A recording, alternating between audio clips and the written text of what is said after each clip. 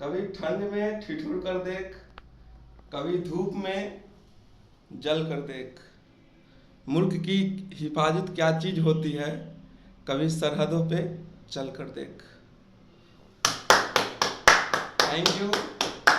नमस्कार, मैं रोहित कुमार आज मिलाने जा रहा हूँ इंटरव्यू के जरिए श्री शिवांश पांडे जी का।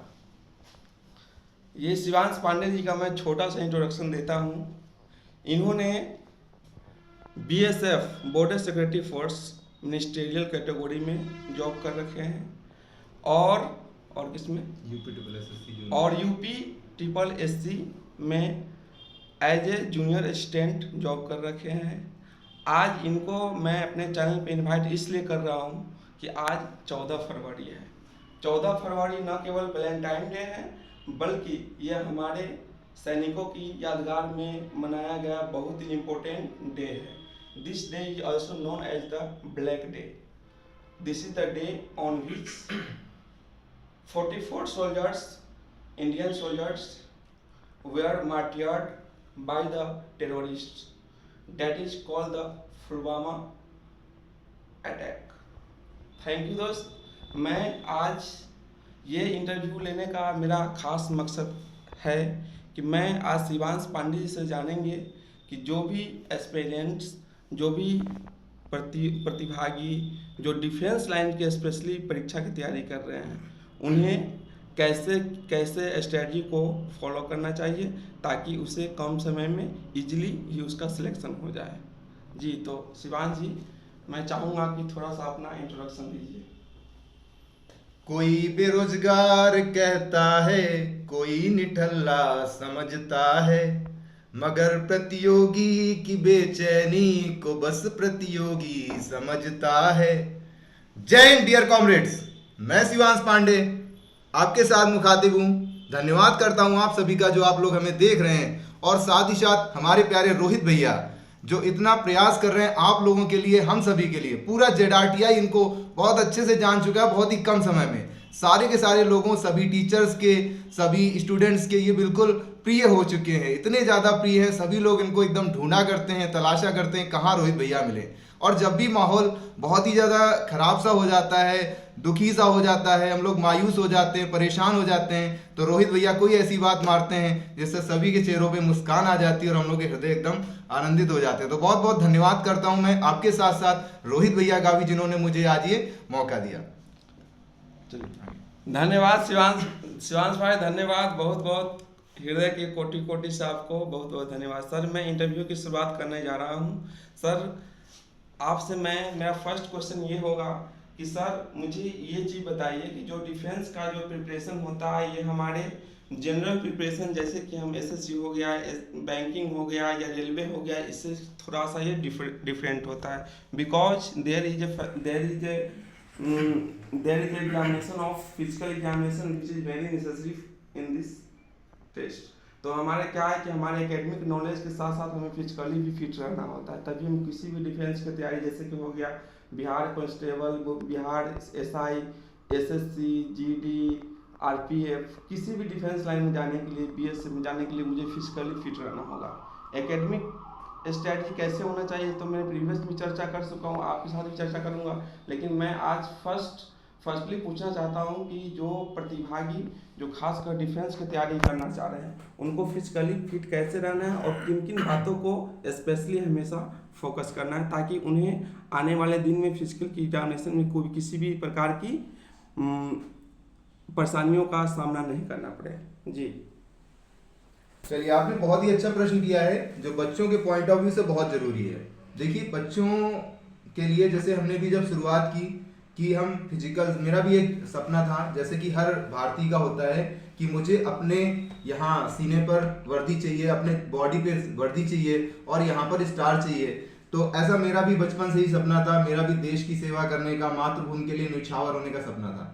तो इसके लिए आपको बचपन से ही प्रयास करना होगा। जैसे ही आपकी उम्र थोड़ी सी बड़ी होती है, जब आप समझदार होते हैं, फिजिकली फिट होते हैं, तो आपको फिजिकल अपने आप को तैयार करना होगा। और हम कहते हैं जैसे इजराइल में है कि हर नागरिक को सैनिक सेवा करने का 1 वर्ष का आपका आवश्यक अनिवार्य है कि उसको सैनिक सेवा करनी ही होती है। वैसे ही अगर भारत में ये सेवा अनिवार्य कर दी जाए तो मेरे लिए बहुत आनंदपूर्ण होगा, देश के लिए बहुत उज्जवल होगा, बहुत अच्छा होगा। क्योंकि जब हम सेना के लिए तैयारी करते हैं तो हमारे अंदर जो मॉरल वैल्यूज डेवलप होती हैं, जो हम फिजिकली फिट होते हैं, ये बहुत बड़ी बात होती है। तो फिजिकल फिट होने के लिए बच्चों सबसे पहले हमें अपने छाती को मजबूत करना है, ये जो हमारा चेस्ट है। क्योंकि सबसे ज्यादा इंपॉर्टेंट किसी भी एग्जाम में आप जानते हैं दौड़ होती है। आप एसआई ले लो, एसएससी का एसआई ले लो या स्टेट का एसआई ले लो, आपका दौड़ होता है। और ज्यादातर बच्चे क्या होते हैं, दौड़ में फेल हो जाते हैं। तो दौड़ के लिए आपको क्या करना है, आप अपने सबसे पहले छाती को मजबूत करें, फेफड़ों को मजबूत करें।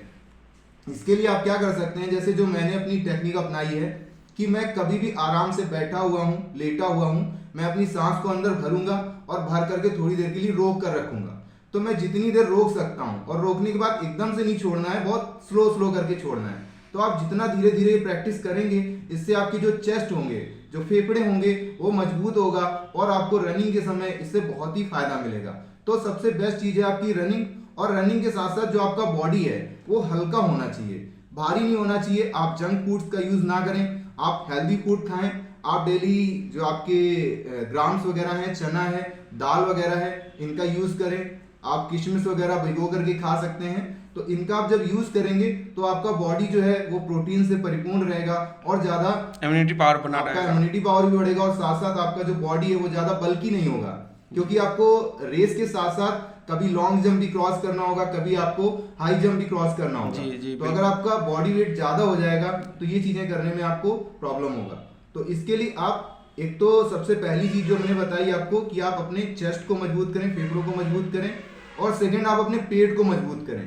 पेट की जो एक्सरसाइजेज होती हैं आप अच्छे से जानते हैं, काफी सारी एक्सरसाइजेज हैं, पेट की एक्सरसाइज कीजिए।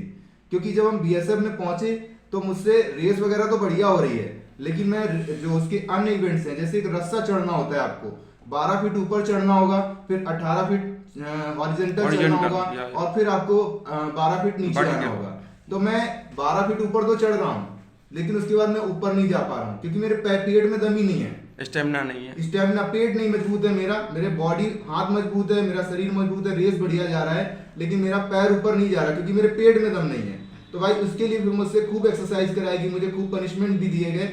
लेकिन एक मजा ये होता है कि जो पनिशमेंट होता है वो मेरे भले के लिए होता है, कि बोला ये जाता है भाई जो तुझे पनिशमेंट दिया जा रहा है वो तेरे भले के लिए है। तो ऐसे पनिशमेंट दे करके मिड टर्म में फेल हो गया एग्जाम में। मिड टर्म के बाद मुझे और रगड़ा गया, और रगड़ के एकदम चमका दिया गया। तो लास्ट आते आते मैं बढ़िया एकदम फिट था, फाइन था, बढ़िया था, मस्त था, और आज भी मैं बढ़िया एक हेल्दी लाइफ जी रहा हूँ। तो इसीलिए मैं चाहता हूँ कि हर बंदे को, चाहे वो डिफेंस में जाना चाहता है या नहीं जाना चाहता है, उसको डिफेंस की तैयारी जरूर करनी चाहिए। सर एक क्वेश्चन आपसे पूछना चाहूँगा कि आपने बीएसएफ में मिनिस्ट्रियली में मैंने जॉब किए हैं मिनिस्ट्री में, तो मैं आपसे ये डिफ्रेंशिएट करवाना चाहूँगा कि आपने मिनिस्ट्रियली पोस्ट को प्रीफर क्यों किया? जी बिल्कुल, मैं इसके लिए आपको जवाब देना चाहूँगा कि हमारे जो ज़्यादातर ग्रामीण क्षेत्र के युवा हैं वो थोड़ा सा प्रयास क्या करते हैं, मुझे एक इजी जॉब मिल जाए, जो मुझे इजीली मिल रहा है। जी बिल्कुल। और आप ये अच्छे से जानते हैं, ये नेचर का नियम है कि जो आसानी से मिलता है वो बाद में बहुत दर्द देता है, तकलीफ देता है। तो अगर आप आसानी से कोई जॉब लेना चाहते हैं तो आपको उससे बाद में बहुत दर्द होने वाला है। भाई ये गांठ बांध लो मेरी बात, कि क्या होगा कि आप अगर आसानी से कांस्टेबल की जॉब ले लेते हैं तो इससे आपको क्या होगा, ना तो रिस्पेक्ट मिलेगी, ना ही अच्छा पैसा मिलेगा। आप क्या करते हैं, आप कीजिए, आप एसआई की तैयारी कीजिए, आप असिस्टेंट कमांडेंट की तैयारी कीजिए, अगर आप और हाई लेवल पर हैं तो आईपीएस की तैयारी कीजिए, हर एक में वर्दी मिलती है। आप अगर करना चाहते हो तो एनडीए और सीडीएस की तैयारी कीजिए, ना कि आप अग्निवीर या वायुवीर की तैयारी। खराब मैं इन्हें भी नहीं कहूंगा, बट अगर आप बड़ा सोचें, हमेशा जो सोच रखें वो एक उच्च लेवल की रखें, तो इससे आपको फायदा होगा और आप कहीं ना कहीं ऊपर लेवल पर पहुंचेंगे। आप जब सेलेक्ट होकर के कांस्टेबल या फिर आप एसएससी कांस्टेबल या स्टेट कांस्टेबल पोस्ट पर जब पहुंचते हैं, अभी तो आपको जॉब चाहिए सिर्फ, लेकिन जब आपको जॉब मिल जाती है तब फिर आपको तकलीफ होती है कि शायद मैंने पहले तैयारी अच्छा कर लिया होता तो मैं आज किसी ऊंची पोस्ट पर होता, मेरा ऐसे इंसर्ट ना हो रहा होता। क्योंकि कहीं ना कहीं आपको उतना सम्मान, उतना पैसा नहीं मिल पाता है। जबकि जब आप कभी किसी मिनिस्ट्रियल जॉब में जाते हैं या फिर हायर लेवल जॉब्स में जाते हैं तो आपको भरपूर सम्मान मिलता है और सैलरी भी ईश्वर की कृपा से अच्छी रहती है। तो इसलिए मेरा प्रेफरेंस ये था कि मैं कुछ अच्छा कुछ बड़ा सोचूं, और मैं अभी भी प्रयासरत हूं आगे के लिए।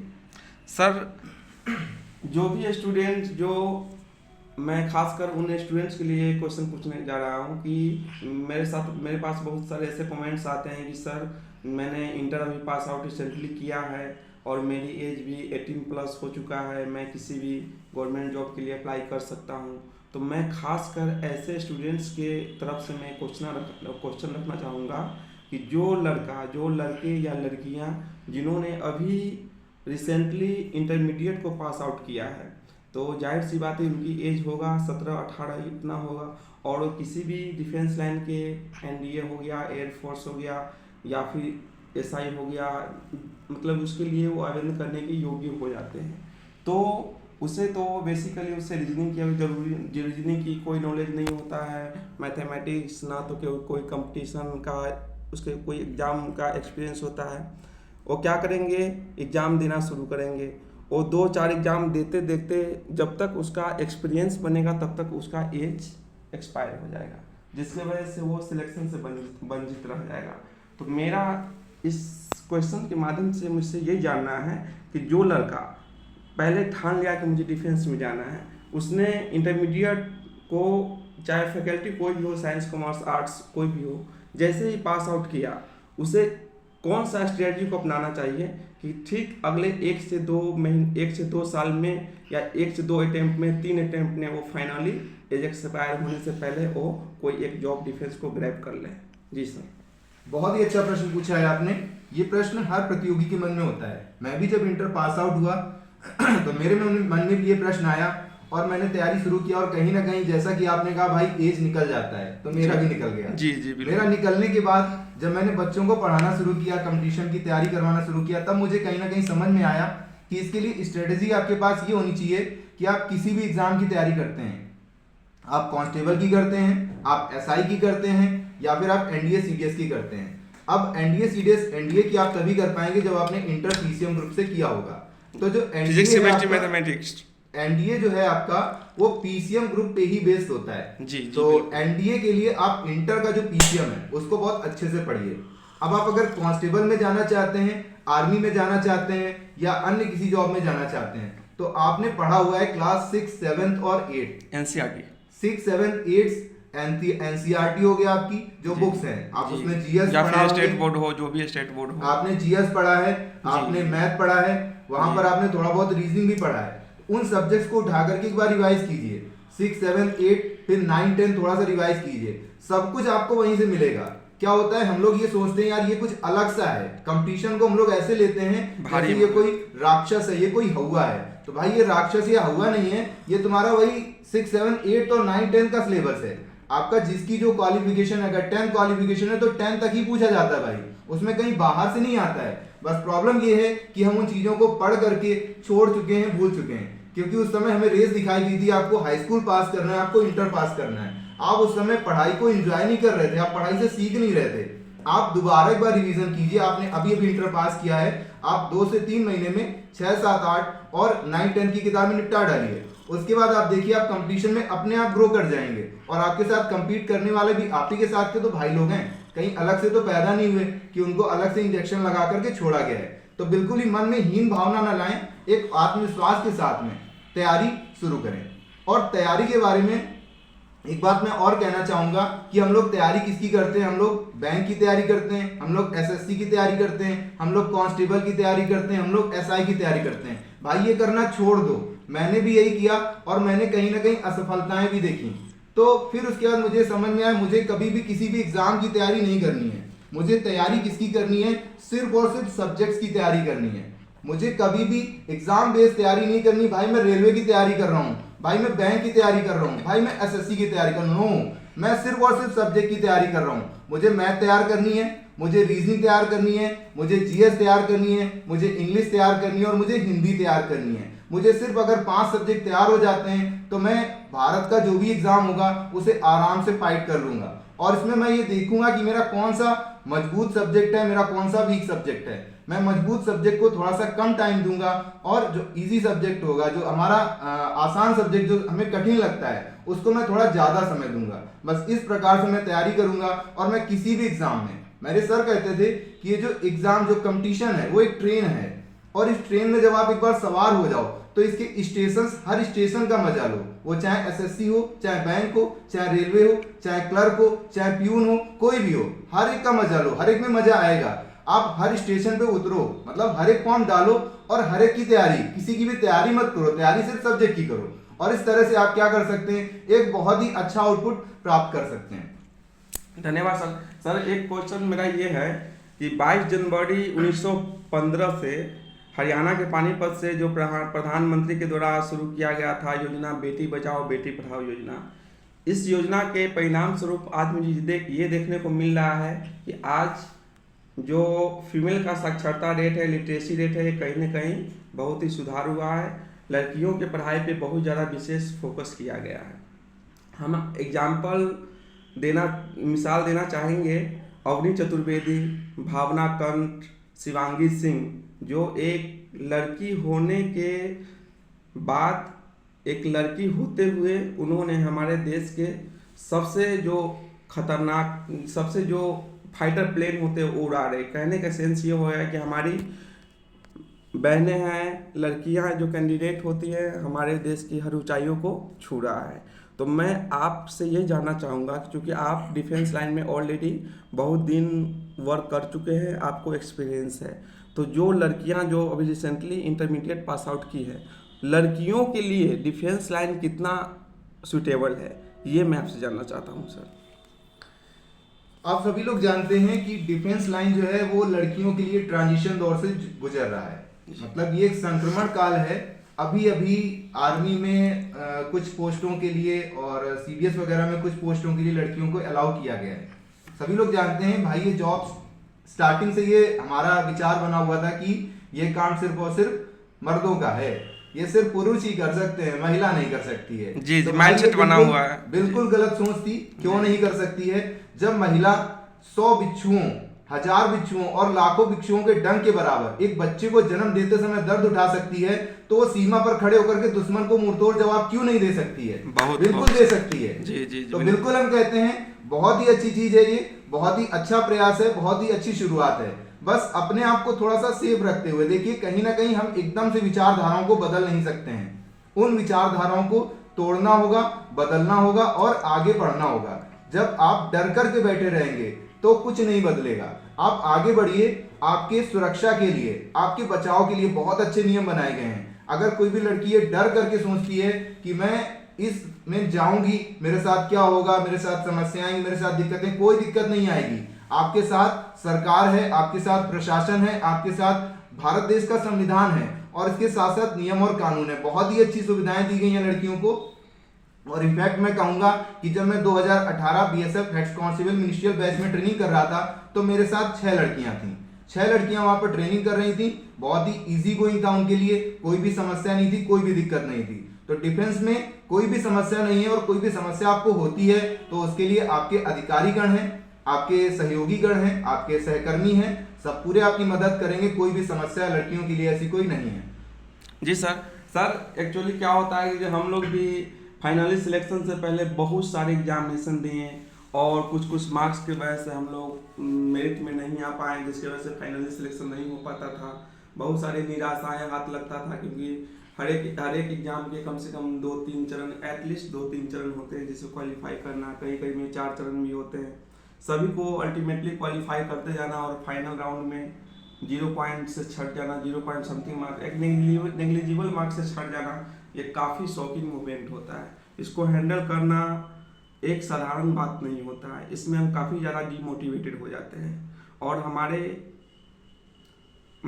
साथ बहुत सारे स्टूडेंट्स हैं जो स्टिल प्रिपरेशन कर रहे हैं, फाइनली सिलेक्शन नहीं उनका हो पाता है। चाहे अगर सिलेक्शन का रेट देखें तो किसी भी गवर्नमेंट एग्जामिनेशन, चाहे स्टेट गवर्नमेंट हो या सेंट्रल गवर्नमेंट हो, उसमें जो सिलेक्शन रेट होता है ओनली 1% होता है। इट मीन्स 100 स्टूडेंट्स में से एक ही बच्चे से फाइनली सिलेक्शन होकर जाकर 99 बच्चों को घर वापस लौट जाना होगा। तो कहीं ना कहीं हमें इसमें मोटिवेटेड हमेशा रहना है, पॉजिटिव माइंडेड हमेशा रखना है। हमारे अगर कुछ अटेम्प्ट में हम फेल हो जाते हैं तो अपने आप को फिर अगले अटेम्प्ट के लिए तैयार रहना, ये हमारे लिए बहुत इंपॉर्टेंट बात है। बेसिकली जनरल कंपटीशन की तैयारी वही लोग करते हैं जो बेसिकली मिडिल क्लास फैमिली से आते हैं। उनके लिए इकोनॉमिकल इश्यूज भी होते हैं, फाइनेंशियल इश्यूज भी होते हैं, या फिर जो लड़कियां होती हैं उसे खास करके साधारणतः उनकी शादी कर दी जाती है 2-3 अटेम्प्ट देने के बाद। तो मैं जानना चाहता हूँ कि सर अगर मान लेते हैं 1-2 अटेम्प्ट में कुछ मार्क्स हम अगर रह जाते हैं तो हम मोटिवेटेड रहना चाहिए, और कैसे रहना चाहिए मोटिवेटेड अपने आप को? चलिए, बहुत बढ़िया बात कही है आपने। तो सबसे पहले आपने मोटिवेशन की बात की है, तो मोटिवेशन पॉइंट वो सेलेक्ट कीजिए जो खत्म ना हो। जैसे आजकल एक ट्रेंड चल गया है मोटिवेशन के लिए, किसी एक मोटिवेशनल स्पीकर को पकड़ते हैं, 2 मिनट उसकी बातें बहुत मजा देती हैं, एकदम से मोटिवेट हो जाते हैं और हम एकदम से एक्शन में आ जाते हैं, बस आज से ही पढ़ाई शुरू करनी है, और बस 1 दिन 2 दिन बाद वो मोटिवेशन ठंडा हो जाता है। तो ये ठंडापन नहीं आना चाहिए। मोटिवेशन आपका वो होना चाहिए जो आपको हर पल, हर क्षण, हर समय मोटिवेट करता रहे। तो उस मोटिवेशन को आप अपने आसपास तलाशिए, अपने आसपास देखिए कि आपको कौन सी ऐसी चीज है जो मोटिवेट कर सकती है। अब जैसा कि आपने बताया कि मैक्सिमम जो बंदा है, जो मैक्सिमम कंपटीटर है, वो आपका लोअर क्लास का है, मिडिल क्लास का है, या बिल्कुल निचले तबके का है। तो हमारे लिए मोटिवेशन कहीं देखने नहीं जाना है, हम अपने माता पिता को देखें। वो माता पिता जो कैसे गरीबी में, कैसे समस्याओं से, कैसे अपने त्याग करते हुए और हमें आगे बढ़ाने का प्रयास करते हैं, तो वो सबसे बड़ा मोटिवेशन होगा। मेरे लिए जिंदगी में सबसे बड़ा मोटिवेशन यही रहा। मुझे तैयारी करने के लिए लगभग 3 से 4 साल का समय लगा, और उस समय मैं बहुत कम अंकों से फेल हुआ। मीन्स मैं नंबर ज्यादा ला करके भी फेल हुआ, नंबर कम ला करके भी फेल हुआ, और बराबर अंक ला करके भी मेरा सिलेक्शन नहीं हुआ। तो उस समय मैं बहुत ज्यादा परेशान हुआ, बहुत ज्यादा निराश हुआ, लेकिन कभी मैं हताश नहीं हुआ, कभी मैंने आस नहीं छोड़ी, क्योंकि मेरे साथ मेरा मोटिवेशन मेरे माता पिता थे। तो मेरे माता पिता को देख करके मुझे हमेशा मोटिवेशन मिला, और उससे मैं कभी भी हताश या निराश परेशान नहीं हुआ। तो पहली चीज आपको ये मोटिवेशन लेना चाहिए। और सेकंड मोटिवेशन मेरे लिए एक लाइफ में एक बहुत ही इवेंट है जो मेरे लिए मोटिवेशनल है, जो मेरे मतलब एक दृष्टांत मेरे सामने आया कि एक महिला थी जो वॉलीबॉल प्लेयर थी, बहुत फेमस वॉलीबॉल प्लेयर थी इंटरनेशनल लेवल पे, और उसको क्या किया जाता है, ट्रेन से फेंक दिया जाता है। जी। वो रात भर पटरियों पर पड़ी रहती है, रात भर उसके पैरों के ऊपर से ट्रेन निकलती रहती है, और पैर कट भी जाता है। और उसके साथ साथ सुबह जब उसको उठाया जाता है और वो पहुंचती है हॉस्पिटल, समझिए वो जब होश में आई होगी तो उसके ऊपर क्या गुजरा होगा कि एक जो इंटरनेशनल लेवल का, जो नेशनल लेवल का प्लेयर है बास्केटबॉल का, उसके दोनों पैर जा चुके हैं। अब उस बंदे के अंदर क्या फीलिंग आई होगी आप सोच सकते हैं, आप महसूस कर सकते हैं, महसूस करने का प्रयास कीजिए। उसके बाद उस बंदे को यही लगा होगा कि हटाओ मैं सुसाइड ही कर लेता हूं। लेकिन उस बंदी ने, उस लड़की ने, उस महिला ने क्या किया, उस महिला ने बिना पैरों के, आर्टिफिशियल पैरों के साथ में उसने एवरेस्ट फतेह की। जी। वो महिला है हमारी प्रथम विच्छिन्न अंग से एवरेस्ट फतेह करने वाली श्रीमती माननीय अरुणिमा सिन्हा जी। तो बहुत ही मोटिवेट करती है स्टोरी हमको कि ये जो है कि ऐसा एक व्यक्ति हो सकता है जो अपना सब कुछ खोने के बाद, सर्वस्व खोने के बाद फिर से अपना नाम कर दे। तो कुछ ऐसी कहानियां, कुछ ऐसे दृष्टांत जो आपको लगातार मोटिवेट करते रहें, लगातार प्रेरित करते रहें। कुछ क्षणिक मोटिवेशन आप ना हासिल करें, आप रेगुलर एक स्रोत बना ले जो आपको लगातार मोटिवेट करता रहे और जिंदगी में आपको आगे बढ़ने के लिए प्रेरित करता रहे। और निराश कभी ना हो, आपने जो भी किया, अगर आपने शिद्दत से किया है तो हमेशा आपके काम आएगा। भले सक्सेस रेट 1% है, बट उस 1% में भी लोग 5-5, 6-6, 10-10 जॉब्स क्विट करते हैं, छोड़ते हैं, और वो जॉब लेने के लिए नहीं भाग रहे हैं, जॉब उनको पकड़ने के लिए भाग रही है। तो आप वो ना बने कि आप एक जॉब के पीछे भाग रहे हैं, आप वो बने जो जॉब्स का सिलेक्शन करें कि नहीं भाई मुझे इस जॉब में नहीं जाना है, मुझे इसमें जाना है, मुझे ये जॉब नहीं करनी है, मुझे इस जॉब में जाना है। तो कुछ आप ऐसी सोच के साथ अगर तैयारी करेंगे तो बिल्कुल पक्का है कि आप सफल होंगे ही होंगे।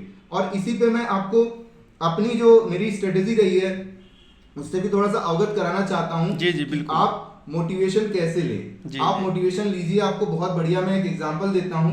आप अपने आसपास देखिए कि 40 साल 45 साल एज का जो बंदा है, एक सिलेक्टेड बंदे की लाइफ देखिए और एक आप अनएम्प्लॉयड बंदे की लाइफ देखिए। जी जी ये अनएम्प्लॉयड लोगों पर कोई तंज नहीं है, सिर्फ मैं आपको मोटिवेशन देने के लिए कह रहा हूं। मेरा किसी को भी हर्ट करने का कोई भी इरादा नहीं है, उसके लिए मैं पहले ही क्षमा मांग लेता हूं कि अगर किसी को मेरे शब्दों से कोई हर्ट होता है, कोई तकलीफ होती है, तो उसके लिए मैं क्षमा प्रार्थी हूं। तो उस बंदे को जब आप देखेंगे, उसकी लाइफ को जब आप कंपेयर करेंगे कि एक जो अनएम्प्लॉयड पर्सन है वो कितने संघर्ष उठा रहा है, कितनी परेशानियां उठा रहा है, कितनी दिक्कतें उठा रहा है, और एक जो सिलेक्टेड बंदा है उसकी लाइफ भले संघर्षों से भरी हो लेकिन फिर भी काफी मामलों में इजी गोइंग होगी।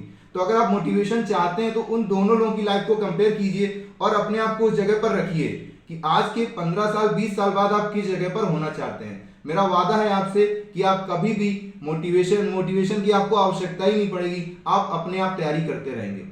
अब सेकंड चीज मेरी क्या है कि सेकंड चीज आप ये कीजिए कि एक एनआरसी रूल है मेरा, तो उस एनआरसी रूल को फॉलो कीजिए। आप सभी लोग जानते हो कोई ऐसा कोई अलग चीज नहीं है, बस मैंने उसको नाम दे दिया है एनआरसी रूल। तो सबसे पहले आप जॉब को ये प्रेफर कीजिए कि वो आपके लिए एन फॉर नेसेसिटी, आपको उसकी आवश्यकता कितनी है। जी बिल्कुल। हमारी पढ़ाई जो है, हमारी स्टडी जो है, इसकी हमें कितनी आवश्यकता है, कितनी नेसेसिटी है। जैसे हम खाना खाते हैं, जैसे हम सांसें लेते हैं, आप खाना खाना बंद कीजिए 10 दिन 15 दिन 20 दिन, क्या आप जी पाएंगे? जी बिल्कुल। या आप सांसें लेना बंद कीजिए, क्या आप जी पाएंगे? जी। सेम वही चीज है हमारे लिए, स्टडी को आप उसी तरह से लीजिए कि जैसे हम खाना ना खाने से, सांसें ना लेने से मर जाएंगे, वैसे ही अगर हम स्टडी नहीं करेंगे तो हमारा जीवन चल तो रहा होगा लेकिन कहीं ना कहीं हम मृतक समान ही होंगे। तो सबसे पहली चीज जो आपकी नेसेसिटी है, आप स्टडी के लिए नेसेसिटी फिक्स कीजिए कि क्या आपके लिए इतनी इंपॉर्टेंट है। अगर नहीं इंपॉर्टेंट है तो हमें नहीं लगता आपको कंपटीशन की तैयारी करनी चाहिए, क्योंकि आपकी जिंदगी में सफल होने के लिए, आपकी जिंदगी में अपने माता पिता को सम्मान दिलाने के लिए सिर्फ एक ही रास्ता है, वो है आपकी स्टडी। तो इसको आप नेसेसिटी में लीजिए, इसी तरह इंपॉर्टेंस दीजिए जैसे आप खाने को देते हैं, जैसे आप सांसों को देते हैं, वैसे ही अपनी पढ़ाई को इंपॉर्टेंस दीजिए, नेसेसिटी दीजिए। सेकंड जी जी जी जी जी सर, आखिरी क्वेश्चन आपसे मेरा ये है, ये इंटरव्यू का, चूंकि समय के नजाकत को देखते हुए आखिरी क्वेश्चन पूछ रहे हैं कि हम लोग भारत देश में रह रहे हैं, हम लोग चैन से तभी सोते हैं जब देश के जवान, देश के सैनिक, देश के वीर सरहद पे कहीं न कहीं जगह होते हैं, तभी हम चैन की सांसों से सो पाते हैं। इट मीन्स कितने भी एस्पिरेंट्स, कितने भी भारतीय लड़के लड़कियों का यह पैशन होता है कि हम डिफेंस जॉब को हम शौक से करें, हम भारत माता को सेवा करें। तो मैं इस क्वेश्चन के जरिए मैं आखिर ये जानना चाहता हूँ कि जो स्टूडेंट्स डेफिनेटली वो ठान लिए कि मुझे डिफेंस में जाना है, उन्होंने क्वालिफिकेशन, एकेडमिक क्वालिफिकेशन कंप्लीट कर लिया है, तो उन्हें इसमें जो मैथमेटिक्स होता है, रीजनिंग होता है, जीके जीएस होते हैं और करेंट अफेयर्स होते हैं, आपने बताया हिंदी भी होते हैं, तो मुझे इन ब्रीफ संक्षिप्त में बताएं कि अभी से हम क्या सब पढ़ना शुरू कर दें, चूँकि हमारा रिटन क्लियर होगा तभी हम फिजिकल के लिए एलिजिबल होंगे, क्वालिफाई होंगे। तो शॉर्ट में आप थोड़ा बता दें। चलिए, तो आप अगर किसी भी एग्ज़ाम की तैयारी करना चाहते हैं तो सबसे पहले आप उस एग्ज़ाम का सिलेबस देखिए, और बाकी मेरा तो कहना यही है कि आप सब्जेक्ट की तैयारी शुरू कर दीजिए, math, reasoning, English, GS, English Hindi और जीएस। तो इंग्लिश हिंदी आपके सब्जेक्ट हो जाएंगे, वो आप एक चूज कर सकते हैं कि आप इंग्लिश में अगर वीक है तो हिंदी की तैयारी कर सकते हैं। बाकी जीएस और जीके तो आपको पढ़नी पड़ेगी, तो जीएस जीके आप बेस से शुरू कीजिए और आगे बढ़ते जाइए। सब्जेक्ट पढ़िए, जो आपके सब्जेक्ट हैं जीएस के, उन सभी सब्जेक्ट्स की तैयारी कीजिए। सबसे पहले छोटे क्लासेस की बुक उठा लीजिए और इसके बाद आप बड़े लेवल पर आ जाइए। इसके बाद हम लोग बात करेंगे मैथ और रीजनिंग की। तो मैथ में आपकी अर्थमेटिक मेन है, जो कंपटीशन के एग्जाम्स हैं ज़्यादातर उनमें आपका अर्थमेटिक आता है, तो अर्थमेटिक के लिए आप 6, 7, 8 की बुक सबसे पहले उठा लीजिए। अगर आप बहुत ही वीक हैं तो आप उसको तैयार कीजिए मैथ को। और रीजनिंग के लिए आप, रीजनिंग बहुत ही ईजी है, रीजनिंग आपकी तर्क शक्ति को दिखाता है, तो तर्क शक्ति हर इंसान में है, आप उसको नॉर्मली पढ़ सकते हैं और सबसे ज़्यादा स्कोरिंग आपका रीजनिंग ही है। तो आप रीजनिंग की अगर तैयारी अच्छे से कर लेते हैं तो ये आपको सिलेक्शन के बहुत करीब लाएगा। और हिंदी इंग्लिश में आप अपना चूज कर लीजिए कि आपको कौन सा सब्जेक्ट इजी लगता है। जी जी। अगर अगर आप एसएससी में एसआई की तैयारी कर रहे हैं तो आपके लिए इंग्लिश एक इंपॉर्टेंट सब्जेक्ट हो जाता है, एसेंशियल सब्जेक्ट और इंपॉर्टेंट सब्जेक्ट, वो आपको सिलेक्शन दिलाता है। बिल्कुल। तो इंग्लिश अगर आप तैयार कर लेते हैं तो आपको बहुत इजी होगा सिलेक्शन, वेटेज भी ज्यादा है उसका। तो यही चीजें हैं कि आप इन सब्जेक्ट की तैयारी कीजिए तो आपको सफलता निश्चित रूप से मिलेगी। और आप सभी के लिए बहुत बहुत शुभकामनाएं मेरी ओर से, और रोहित भैया का धन्यवाद है कि उन्होंने मुझे ये मौका दिया अपनी बात रखने का। तो इसके लिए मैं हृदय से आभारी रहूंगा रोहित भैया का। और आप सभी लोगों को शुभकामनाएं बहुत ही आगे एग्जाम के लिए, ऑल द बेस्ट। और लास्ट में फिर से कहूंगा, जय हिंद, जय भारत।